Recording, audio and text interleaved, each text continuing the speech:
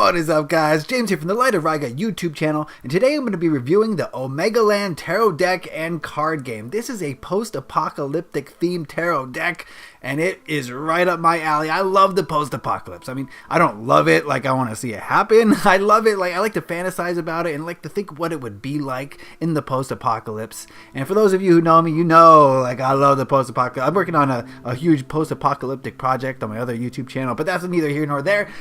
We're going to look at Omegaland today. I did not have to... Omegaland didn't come to me. I came to Omegaland. I was looking for a post-apocalyptic deck. That's how much I love the post-apocalypse, and this is the only one I could find, really. I was looking for more like zombies themed, but this is what we got. Ooh, let's read it. This is Omegaland. Society has been brought to its knees. Resources are scarce and violence reaches everywhere. But humanity still presses on. Set includes 78 tarot cards, game instructions, and 6 additional double-sided cards with game rules and scoring guides. Alright, so this is a tarot deck with great, beautiful art, but it's also a card game. Now, I don't know anything about the card game. I don't play I wouldn't let other people touch my tarot deck, okay? First and foremost. That's just me personally. But so I can't really speak on the card game. I will speak about the tarot aspect, the tarot side of this deck. And the first thing I'm going to say is it comes in a pretty sturdy, nice box. This box is pretty cool. I really like it. It's not your standard box. It feels more durable, and it feels like it could survive the apocalypse with you, right? You keep this in your backpack and it's gonna hold your deck pretty well. I don't store my deck in here, but if you had to, this is one of the better boxes to store your deck in. Very nice cardboard. Alright, let's look at the cards. Look at the back of these cards. Oh, I love the backings. It's like boarded up boards. It's like when you board up the windows in the post-apocalypse. It's perfect. I couldn't imagine a better backside to a post-apocalyptic card deck. That's really cool. So first we're going to see it comes with a bunch of cards to help out in the card game. So again, I don't really know anything about this card game, so we'll just set these aside. And I mean, if you want to pause the video and read, I don't know if these are instructions or basically like rules that you need to know during the gameplay. So they give you these little reference cards. I don't know. I don't know anything about it. I don't know. Let's get to the tarot aspects. Ooh. Here we go. I'm going to go through every card here. We're going to show the major and minor arcana. First, we're going to start with the majors and the Fool card, and we're going to go through them and see all these beautiful cards. Alright, so you'll notice that the artwork is kind of strange. All the characters have big hands and long arms. They're disproportionate. I don't know why. It's kind of bizarre, but I kind of like it too. It's very stylistic, and basically what the artist here has done basically, how can I put this? The way they're telling the story is that they're a person going through the apocalypse, and they happened upon various situations, and they illustrated these situations, and each of these illustrations is someone's view of the post-apocalypse, right? So the major arcana are very well illustrated. I really like them, and they stick pretty closely to the Rider-Waite-Smith symbolism. The chariot's a tank, of course. It's the post-apocalypse. Why wouldn't the chariot be a tank? You know what I'm saying? And so they're very cleverly done. I must say, they've very cleverly taken Rider-Waite-Smith and applied it to the post-apocalypse. The hermit's a guy who's been living in a cave while everybody's killing each other. It's crazy. I really like it. They've really put a lot of thought and effort into cleverly doing the suits and the major arcana. Wheel of Fortune's a card game, a poker game, of course. Justice, I mean, the first thing you're going to notice, like, instantly, is that this is a very dark deck. It's not as dark as, say, I don't know, something that has to do with vampires or things like that, but as far as Rider-Waite-Smith goes, I mean, this is pretty dark. You see death is I don't even know. You figure out what's going on in that depiction. You know what I mean? It's pretty crazy. So this deck is very dark, but as a result, it really gets to the heart of some issues. You're really gonna delve into the shadow aspects of things with this deck. It's not gonna hold any punches. This deck is gonna tell it like it is. Here's the devil. Oh man, this deck's crazy. I really like it. I really do enjoy this deck. There's a few things I don't like about it, which I will talk about in a minute. Here's the tower. I think the tower is kind of lacking. I'm not really sure what. This isn't like a nondescript explosion. I don't know. I felt like in the post-apocalypse, I could have done a better tower. You know what I'm saying? There's a lot more opportunities for disaster in the post-apocalypse. The star is pretty ho-hum. She's filling up her water in the river. And then we got the moon. I mean, this card's a little nuts. It looks like she's having a drug overdose. Basically is what happens there. But I like it. I think it's a great take on the moon card, to be honest with you. The sun is great. Judgment's a helping hand, you know, when you are at your lowest points, and that's Judgment having a rebirth. The world, very cool. I like it. Pretty cool. What's really interesting is the way they chose to handle the minor arcana. So wands are guns, right? As opposed to apocalypse, it makes sense, don't it? So the wands are guns. You know, guns are energy in motion, just like the wands are fire, right? For a gun to discharge is a combustion in the chamber, and so yeah, it makes sense that the guns are wands. I think it's really great, really clever. And we're just going to see different depictions of the post-apocalypse. They don't really say what caused this post-apocalypse. All you really need to know is that humanity is turning on itself. Look at this Five of Wands. It's a bloodbath. It's a bloodbath in here. Very cool. Six of Wands. See, there's a lot of death. I wouldn't read for kids with this deck, guys. Or for any adults who are squeamish, really. And yes, the characters are kind of cartoonish. And it's kind of cartoony in blood. The blood's kind of cartoony, but it's still blood and violence and destruction. Look at the Eight of Wands. She's taking her guns and she's moving, right? That's pretty cool. This Nine of Wands is a little bit different than say the traditional. He's kind of battered and bruised, but he's still in the fight and he's still got his defenses up. So I guess it is pretty close to similar. One thing you will notice in the top left corner, there's a little bit of scotch tape with the number on it, and at first I was off put, and I figured it was for the game, to help with the game, and it is to help with the card game that comes with it, but I got used to it, and then eventually I really kind of liked it. It really gives it that feeling that someone found this deck and they kind of earmarked it in the post-apocalypse because they didn't have any other way. So I've grown to really like that. It looks realistic too. It looks like a really real piece of scotch tape on there. One thing I will say is that the minors are kind of nondescript. The minors don't really give you too much to go off of, so you better have your minors down pat if you're going to read with this deck. Otherwise, this deck is pretty Rider-Waite-Smith-ish, and if it's not in line directly with the Rider-Waite-Smith, you can easily figure out most of these depictions and what they're trying to tell you.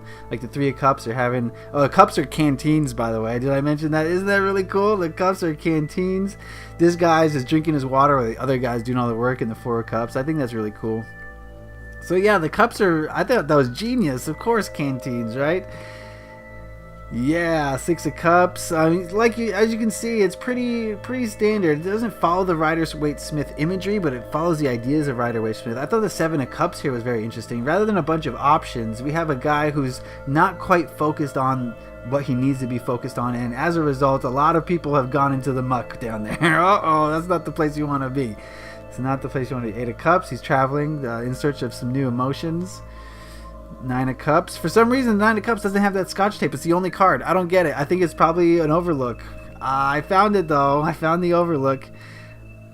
Yeah, so I have done a bunch of readings with this deck, and I find that, yes, it is very honest. This deck is open. It is honest. It will cut right through to the meat and potatoes. Okay? It's going to tell you exactly what you may not want to hear, but need to hear. You know what I'm saying? I have had a few readings that were off, but I just chalked that up to getting used to the deck and not really knowing the deck. I've done maybe 50 readings with this deck so far, and almost every reading has just been very, very deep. Okay, swords are crossbows, right? Air, so you have the arrows flying through the air. So I guess that makes sense. I don't guess. It's very clever the way they've done this. So as you can see, Three of Swords is, it's not for kids. Not for kids, guys. I'm sorry. Sorry to say. Four of Swords, you got a meditation there. They're happy in their home.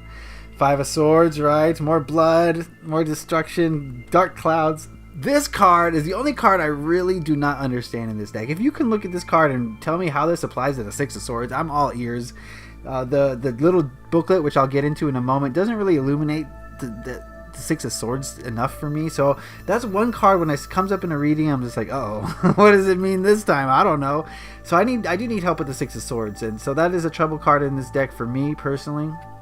But otherwise, they all make absolutely logical sense in the artwork, and you know, Ten of Swords, arrows. It makes sense to me. I like it.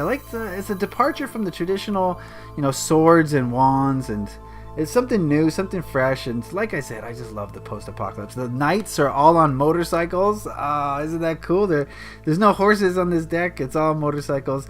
So I mean, here's an example of the Queen of Swords. Doesn't give you too much to go off of intuition wise. You got to know, I guess, the King of Swords, he's intelligent, that's why he has glasses, but that's silly. It's a silly stereotype.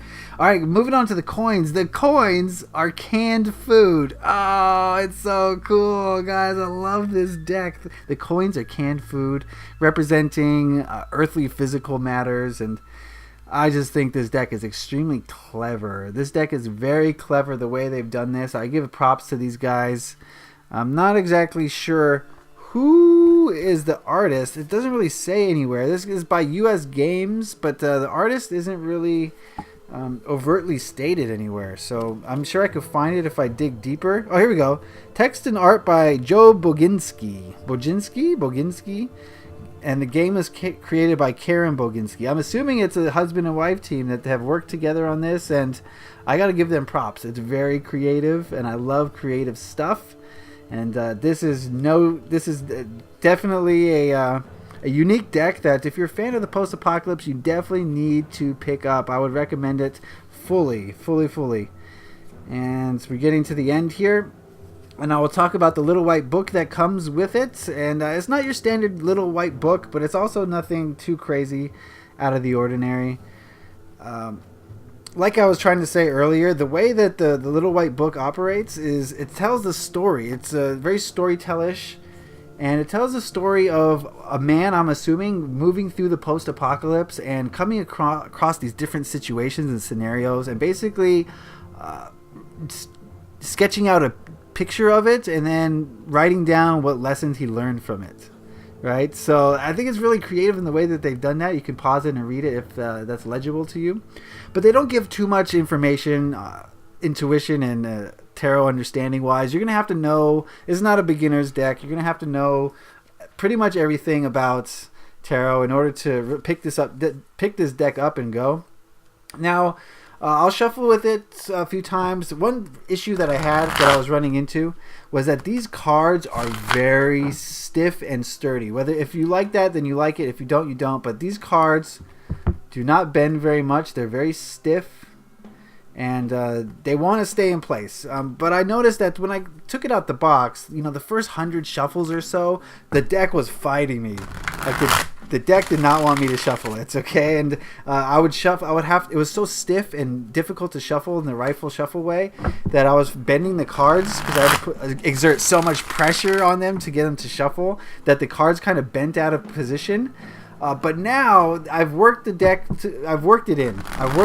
in, and I've worked these cards, and now they're a little bit more flimsy so that I can shuffle them properly. But I will say that these cards need to be broken in. Definitely need to be broken in before you give it any good shuffles like that. So it's going to hurt your hand even. They're that stiff. These cards are stiff as it can be. I haven't done this, but I'm figuring that edging this deck besides black might be something to do. It's such a dark deck, and the borders are kind of blackish. I think edging this deck with some black ink could really go a long way. But that's going to be the episode here. I hope you've been illuminated as far as the post-apocalypse goes. I feel like this is a must-have for fans of post-apocalyptic horror genres. And you got to pick this up. I got it from Barnes & Noble. It's actually pretty hard to find, but maybe from US Games directly you can get it. And it's about $30 like most tarot decks. And that is going to be the review. I think I've mentioned everything I wanted to mention about this deck. I hope you guys got something out of this. I ask that you leave a like and a comment if you are inclined to do so. Otherwise, thank you for watching this, and happy taroting. Peace.